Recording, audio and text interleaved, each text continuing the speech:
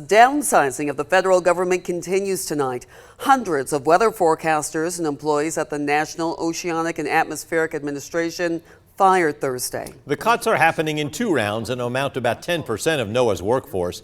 The first rounds involved probationary employees. Now, a judge ruled Thursday that some firings of probationary workers are likely unlawful, but that's only if they were fired by the Office of Personnel Management and not the agency itself. And the Trump administration continuing to shrink USAID.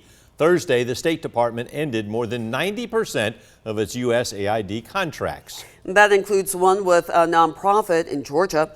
Maggie Fitzgerald joins us in studio to share more about how it impacts Manna Nutrition. Frank and Lori, I talked with the plant manager in Fitzgerald a few weeks ago after Manna received a 90-day stop work order from the White House. That same day, the Trump administration rescinded it, so their team was back to producing USAID branded products. But this week's sudden contract cancellations are a whole new curveball that CEO Mark Moore has to navigate. That $12 million in cancellations, we've already paid a lot of that, so it's sitting here. This is part of it right behind me. The team at Manna saves lives, one case of peanut paste at a time. Their product, ready-to-use peanut butter paste made with milk and essential vitamins sent around the world to feed malnourished children. CEO Mark Moore has traveled all over, seeing the impact firsthand. You don't see food that say, here's a gift from the Russian people, here's a gift from the Chinese people.